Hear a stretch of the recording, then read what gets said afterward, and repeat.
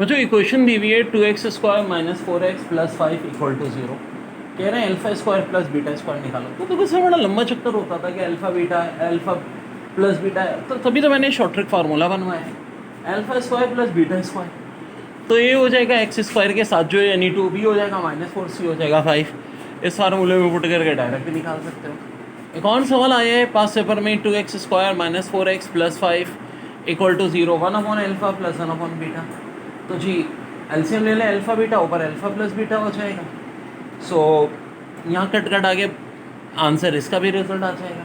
इसी तरह देखो ये 2x² minus 4x plus 5 equal to 0 alpha plus 1 का प्रोडक्ट बीटा प्लस 1 से, तो प्रोडक्ट ले लीजिए एंड में आंसर आ जाएगा। डिफरेंस ऑफ रूट्स पूछ रहे हैं x² minus 7x minus 9 equal to 0। तो वेल देखो x² के साथ कुछ नहीं है तो a होगा, a की वैल्यू 1। x के साथ क्या है -7c minus 9। Difference of root के लिए कौन सा फार्मूला यूज़ होता है? ये अल्फा माइनस बीटा। तो अब देखो फार्मूला याद है कितना आसान है, b² minus 4ac upon a में वैल्यू पुट कर दो आंसर। जी एक और बड़ा प्यारा सवाल, डिफरेंस ऑफ रूट दिया हुआ है 4k को और इक्वेशन है x² minus kx plus 21 equal to 0। कह रहे हैं अगर a की वैल्यू 1, b की वैल्यू माइनस k और c की वैल्यू 21 है तो बताओ k की वैल्यू क्या होगी। तो वर्ल्ड यार बहुत बहुत इंपॉर्टेंट बात, हम क्या करेंगे, हम ये करेंगे जी कि डिफरेंस ऑफ रूट ये 4 के बराबर दिया है, फार्मूला लाएंगे b² माइनस 4ac का और इसकी मदद से हम एंड में k की वैल्यू निकालेंगे। मेरे हिसाब से जो k की वैल्यू आनी चाहिए, देखो ना a हो जाएगा 1, x² का question b minus k c 21 put कर दो तो k की वैल्यू 10 आ जाएगी। ये दो शॉर्ट ट्रिक फार्मूले देखो बार बार कितनी दफ़ा यूज़ हुए चले जा रहे हैं। अब देखो b² minus 4ac equal to 0 तो हम कहते हैं roots are equal, b² minus 4ac less than 0 तो रूट्स आर कॉम्प्लेक्स और b² minus 4ac greater than 0 तो रूट्स आर रियल। अब देखो जब रूट्स इक्वल होती हैं तो रियल और रैशनल तो होती हैं, जब कॉम्प्लेक्स होती हैं तो सिर्फ अनइक्वल होती हैं, जब रियल होती हैं तो अनइक्वल तो होंगी लेकिन इससे भी दो बातें होंगी, रियल और अनइक्वल होने के साथ साथ ये रैशनल भी हो सकती है इरेशनल भी। अगर नंबर आ रहा है 16 या 25 कोई परफेक्ट स्क्वायर तो ये रैशनल होंगी, और कोई परफेक्ट स्क्वायर नहीं आ रहा तो ये ओके जी। 3x² plus kx plus 12 equal to 0 कह रहे हैं for what value of k roots are equal.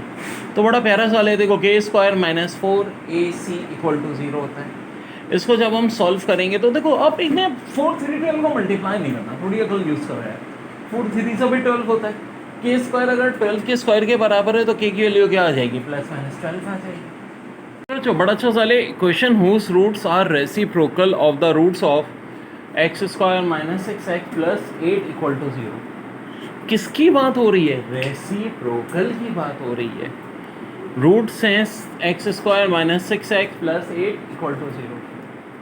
अब बच्चों बड़ी दिलचस्प बात है, इसको कैसे करेंगे? देखो रेसिप्रोकल के लिए बड़ी आसान ट्रिक याद रखो, सिर्फ ये दो कोफिशिएंट चेंज हो जाते हैं।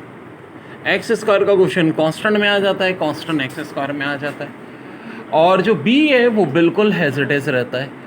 तो कौन सा आंसर होगा हमारा, a b c या d? तो हो जाएगा d, यानी a इक्वल टू c।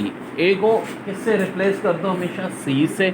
बहुत आसान बच्चों। कह रहे हैं if the root 5x² plus 13x plus k equal to 0 has root a and 1/a then k is equal to, देखो k a और 1/a का मतलब है रेसिप्रोकल, है कि नहीं? तो फिर कह रहे हैं कि k की वैल्यू किसके इक्वल होगी? तो मेरे भाई बड़ी दिलचस्प बात है, ax² plus bx plus c में मैंने ये कहा जब भी रेसिप्रोकल रूट होंगे a हमेशा किसके इक्वल होता है? c के इक्वल होता है। यहाँ a बराबर है 5 के, c बराबर है k के, इसका मतलब है k किसके इक्वल हो जाएगा? 5 के। सब कुछ ट्रिक्स बच्चों। अब बड़ी अहम बात, x³ अगर 8 के बराबर होता है तो x क्या होगा? 3 वैल्यू आएंगी, 2 ओमेगा और 2 ओमेगा स्क्वायर। आखिर ये ओमेगा क्या होता है?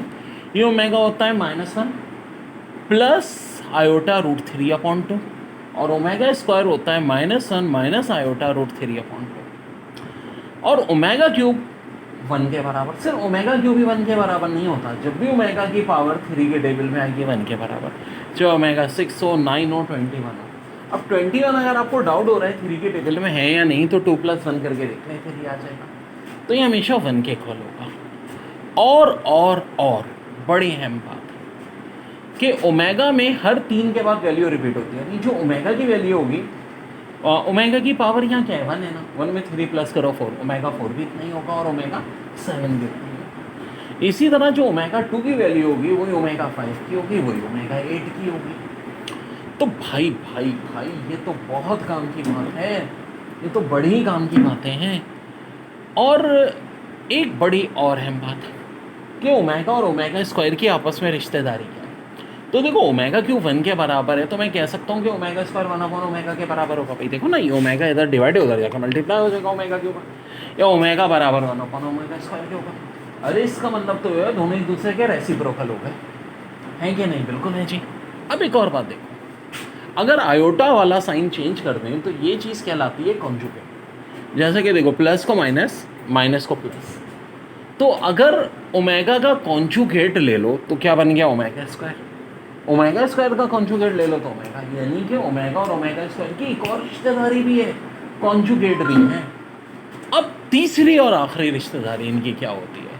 देखो अगर ओमेगा का स्क्वायर ले लो तो ओमेगा स्क्वायर आ जाएगा, और ओमेगा स्क्वायर का स्क्वायर लो तो ओमेगा 4 होता है, और ऑलरेडी बता चुका हूँ ओमेगा 4 किसके इक्वल होता है, ओमेगा के। यानी ओमेगा स्क्वायर का स्क्वायर ओमेगा के इक्वल और ओमेगा का स्क्वायर ओमेगा स्क्वायर के इक्वल, यानी एक दूसरे के स्क्वायर भी होते हैं। ये एग्जाम में एमसीक्यूज इस तरह आती है कि ओमेगा और ओमेगा स्क्वायर में आपस में क्या रिलेशन है। Part 1 reciprocal of each other, part 2 square of each other, part 3 conjugate of each other, part D all of them. तो